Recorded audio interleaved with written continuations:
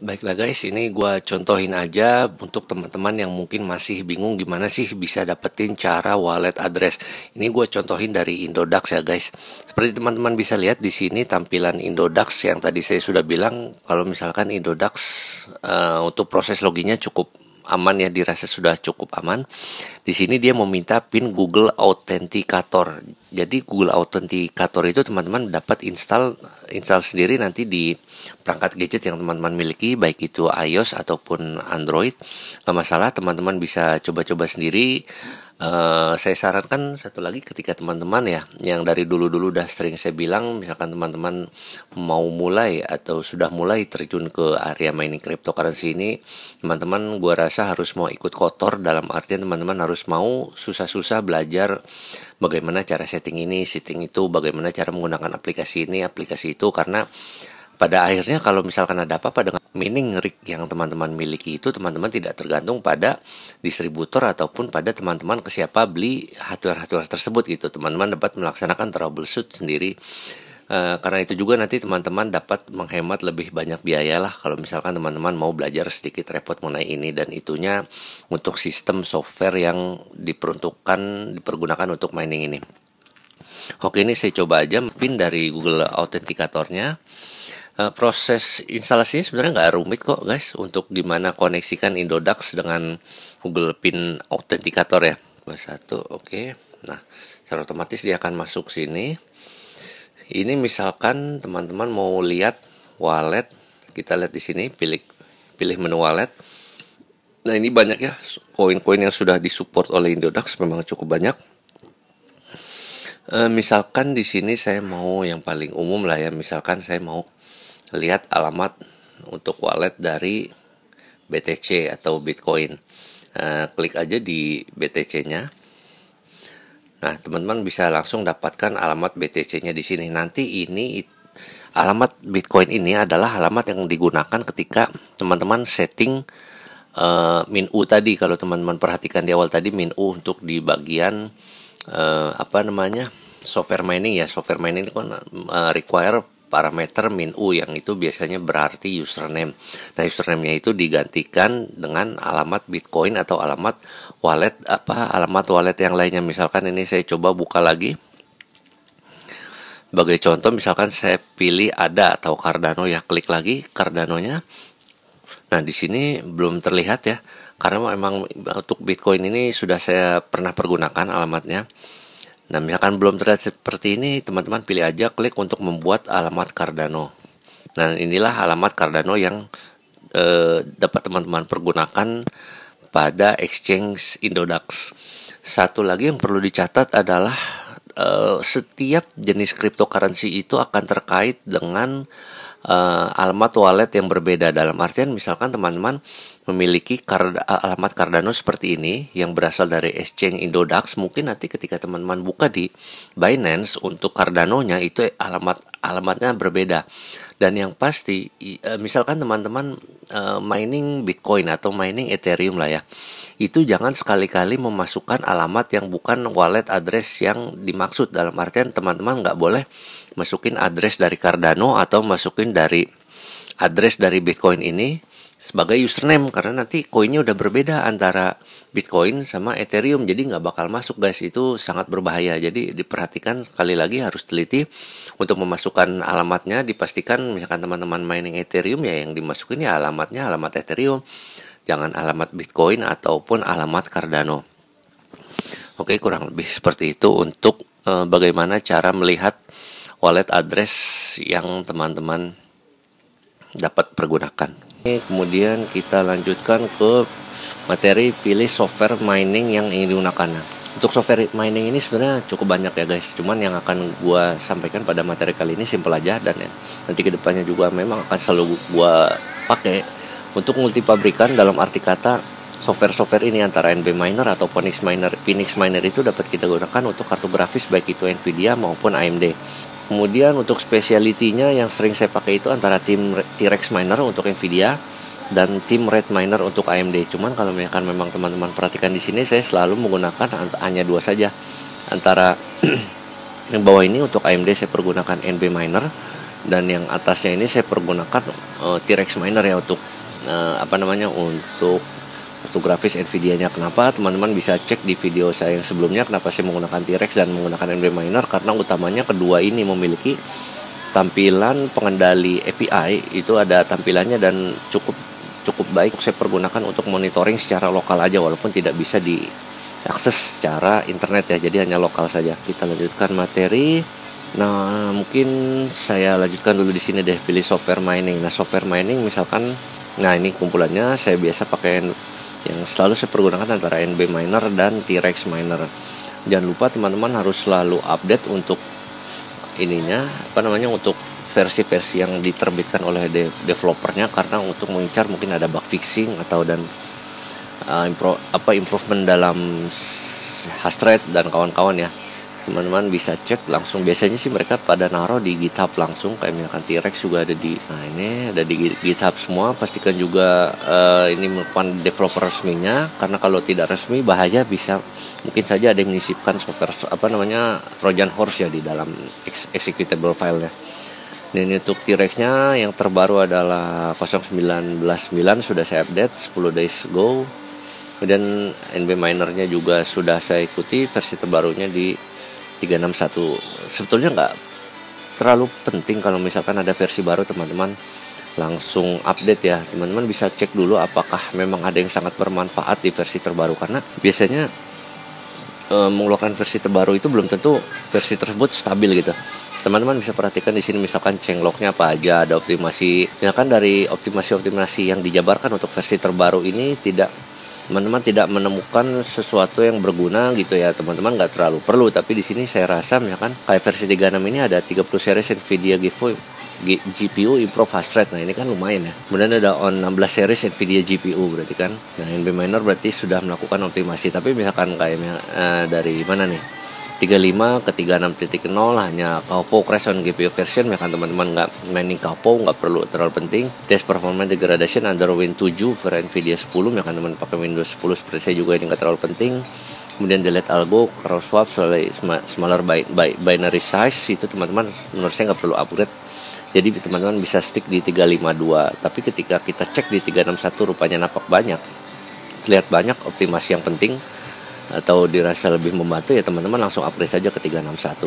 Jadi seperti itu, karena saya pun sebagai developer juga tidak bisa menjamin, maksudnya saya secara pribadi itu kan kerja sebagai developer ya guys, versi terbaru itu belum tentu akan menghilangkan banyak bug yang belakangnya, bisa jadi malah versi terbaru itu menciptakan bug. Kurang lebih sih seperti itu guys. Kemudian pemilihan pool untuk mining, nanti saya akan satukan di dua ini karena ini sangat berkaitan. Yang paling sering saya pakai itu contohnya di sini adalah Ethermine yang sekarang saya pergunakan juga, Ethermine ORG.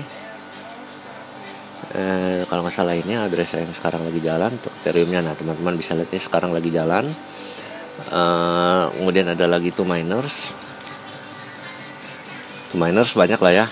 Cuman yang saya sering lihat itu ya antara 4 ini, tapi sebenarnya banyak juga, lebih banyak dari ini. Mungkin teman-teman bisa pilih yang mana teman-teman inginkan. Di sini teman-teman bisa juga lihat perbandingannya berapa hash rate yang dimiliki setiap poolnya ya. Semakin besar hash rate memang menurut saya sih akan semakin cepat juga dalam menemukan blok baru, tapi itu tidak langsung mengindikasikan kalau penghasilan yang teman-teman dapatkan lebih besar. Dalam artian misalkan kita bandingkan di sini pool hash rate Ethereum untuk nanopool adalah 17,6079 GHz ya, sedangkan untuk di miner ATH-nya 10,64 terahash. Kan di miner jelas-jelas lebih besar ya dibandingkan nanopool, tapi walaupun begitu tidak mengindikasikan ketika teman-teman mining di miners itu pendapatannya akan lebih besar daripada di nanopool. Itu nggak begitu juga guys. Makanya teman-teman silahkan pilih-pilih aja, terutama biasanya stability diincar, tapi rata-rata pool-pool besar seperti ini udah stabil. Maksudnya dalam artian stabil itu mereka punya server, kayak misalkan kita kan posisinya di Indonesia, mereka mungkin akan punya server di Asia. Karena itu ketika melakukan ping seperti ini itu cukup cepat.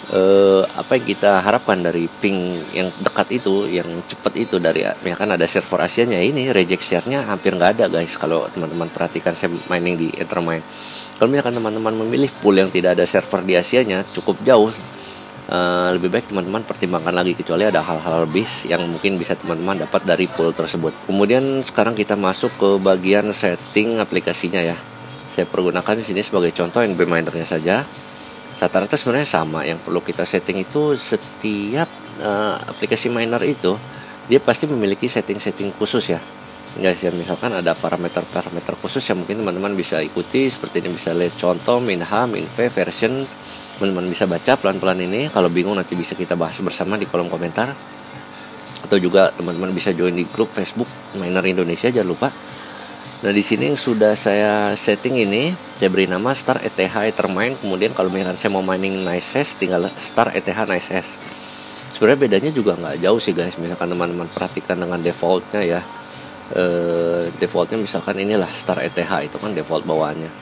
Nah kalau teman-teman perhatikan ini kan yang defaultnya hanya NB Miner min A, itu berarti menggunakan algo yang mana kita pakai adalah ETH. Kemudian saya setting di sini juga koinnya ETH, mengkhususkan ETH biar nggak, kalau misalkan lagi ada DeFi. Oh ya, satu lagi dalam pertimbangan memilih software untuk miner adalah DeFi. Ada beberapa software miner yang DeFi-nya itu gratis, jadi kita nggak perlu memberikan apa-apa ke developernya. Tapi jangan gitulah, biar developernya juga tetap semangat mengembangkan. Jadi biarkan aja kita share ya, kasih 1%. Biasanya defaultnya DeFi untuk setiap aplikasi miner itu 1%.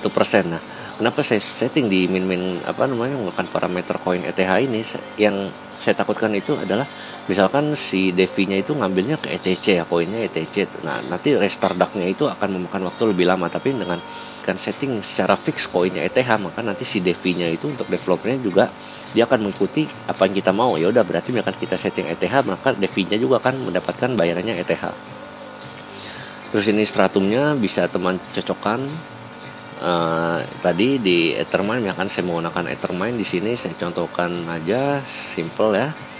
Dan kita buka dulu di home-nya, kemudian pilih di Start Mining. Nah, ini auto connect-nya bisa teman-teman cocokin di sini ya. Start ETH ini gua tutup aja. Oke, ini Start ETH. Nah, ini kalau teman-teman perhatikan Start ETH Ethermine. Oh, pantes ini ETH NB miner gua nggak kedetek guys. Coba gua ganti dulu nih, jangan ini, harusnya itu yang benar. Gini maksud nggak kedeteknya itu gini. Kalau ini kan gua ada 3. Nah, ini tuh reported hash rate-nya 0 guys. Tapi current hash rate-nya dapat ya.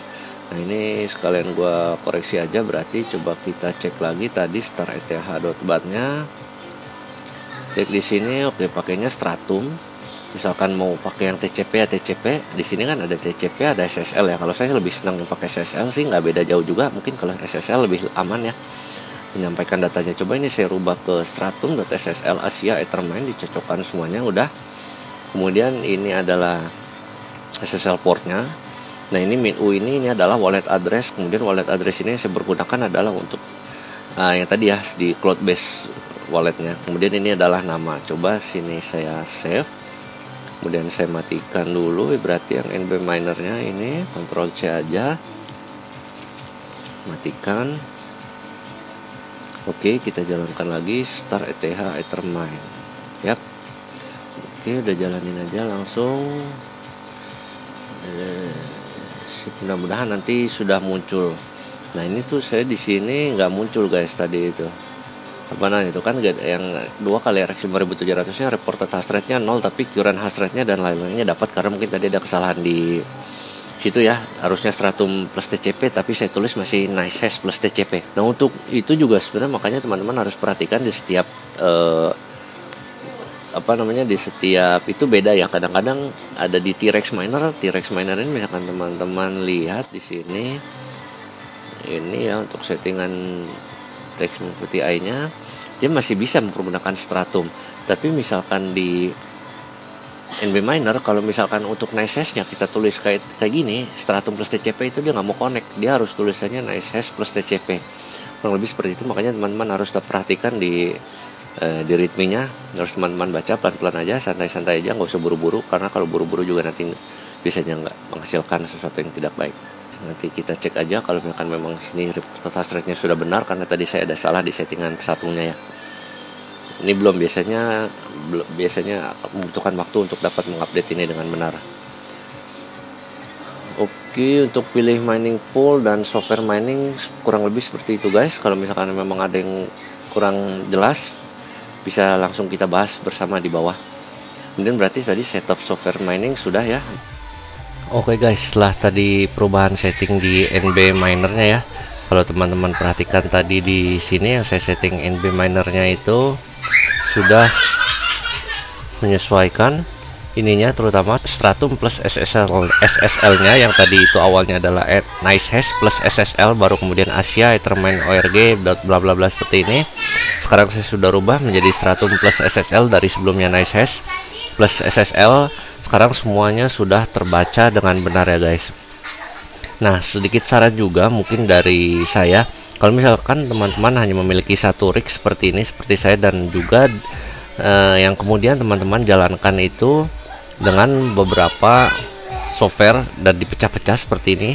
Ini saya satu T-Rex untuk GTX 1660 Super, kemudian satu T-Rex untuk 2 kali RTX 3060 Ti, dan kemudian NB Miner untuk 2 kali RX 5700 seperti ini. Untuk settingannya di apa namanya, di Ethermine-nya itu kalau bisa teman-teman bedakan namanya ya. Semua namanya kalau bisa dibuat unik seperti ini. Jadi setelah min u ini alamat wallet, kemudian dot itu nanti nama rignya apa, teman-teman kasih alias apa rignya seperti ini. Kalau bisa itu saya sarankan teman-teman bedakan di sininya. Kalau enggak, kalau misalkan tidak teman-teman bedakan, apa yang sudah saya alami kemarin itu, pembacaan antara reportednya itu nggak benar guys. Tapi walaupun demikian, sepertinya sih pembayaran payoutnya tetap rata ya, jadi nggak ada yang masalah. Tapi itu saya sarankan lebih baik teman-teman bedakan semua namanya untuk setiap eksekusi file miner. Kayak misalkan ini kan saya di sini T-Rex saya punya 2 ya. Nah, untuk masing-masing ini tadi kan teman-teman bisa perhatikan namanya beda saya cantumkan. Ini untuk GTX 1660 Super, kemudian untuk RTX juga beda, dan RX 5700 juga beda. Nah, di sini juga saya ada Ethermine, semuanya saya bedakan agar dapat terbaca dengan baik. Dan ingat sekali lagi, settingan untuk alamat Stratum plus SSL atau plus TCP ini sangat sensitif di beberapa aplikasi software untuk mining ya guys. Oke guys, gua rasa itu ya untuk tutorial Windows. Sekarang coba kita rekapitulasi lagi dari awal apa aja yang langkah kita perlu lakukan setelah misalkan teman-teman sudah selesai merakit-rakit mini rig-nya. Pertama jelas pilih OS. Untuk kali ini saya menggunakan OS Windows 10 64 bit yang Pro.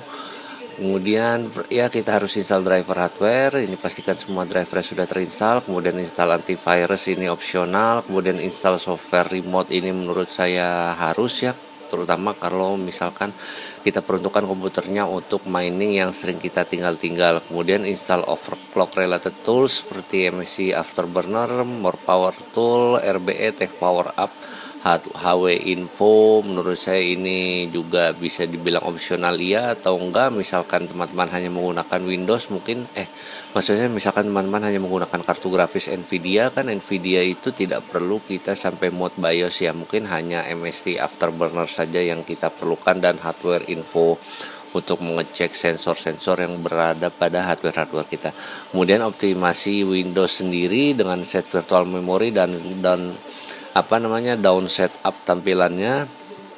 Kemudian buka crypto wallet ya, seperti misalkan Indodax, Pintu, Coinbase, Binance, atau banyak lagi lainnya. Terserah teman-teman bisa survei sendiri mana yang kira-kira cocok untuk kebutuhan teman-teman. Pastikan juga pilih wallet yang sudah banyak mendukung fitur security-nya seperti minimal adanya two-factor authentication. Kemudian pilih software mining. Teman-teman juga sekali lagi bisa survei sendiri kira-kira apa yang cocok dengan kebutuhan teman-teman. Kalau saya pergunakan di sini hanya 3, yaitu NB Miner, Phoenix Miner, dan T-Rex Miner. Untuk Timrate Miner ini saya tidak sering menggunakannya, walaupun kemarin beberapa kali saya lihat di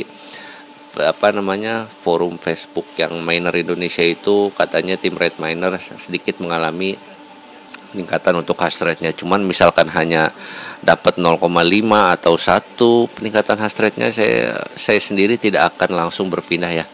Kemudian pilih pool untuk mining, ini juga silakan teman-teman research sendiri kira-kira mana yang cocok untuk teman-teman. Kalau saya stick di Ethermine.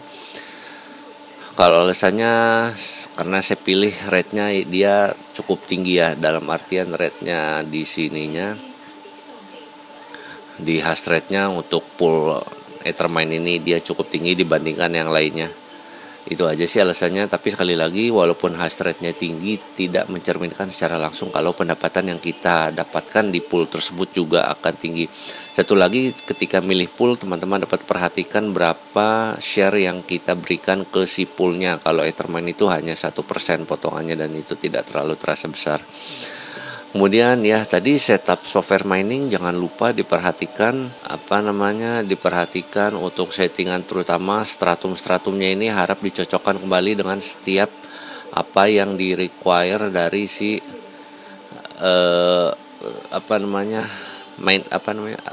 pool miningnya ya. Ini harus benar-benar dicocokin.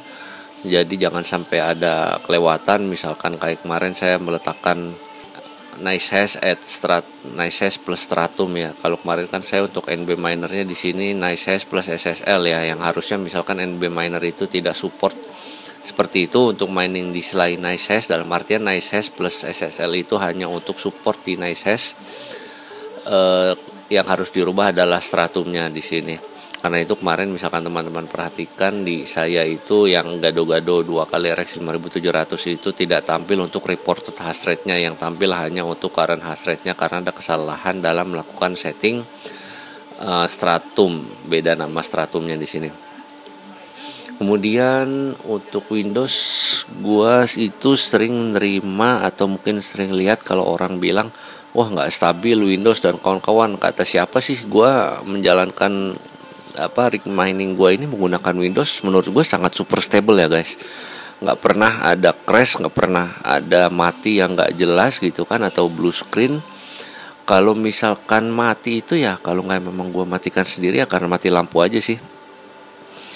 Terus kalau crash, misalkan crash itu ya awal-awal aja, terutama ketika gue banyak melakukan setting ya.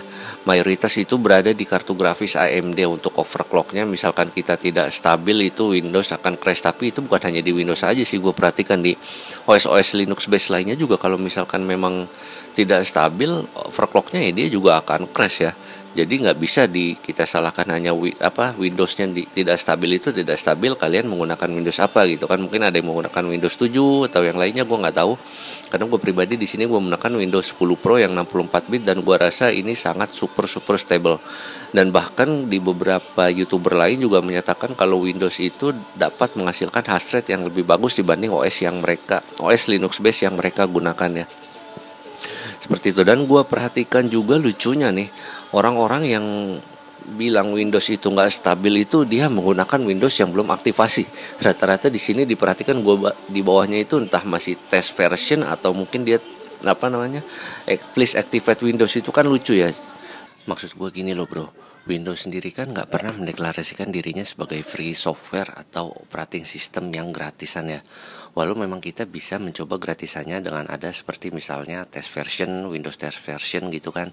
Atau malah ya langsung download aja. Kemudian kita nggak perlu membeli license-nya, kan udah gratis tuh.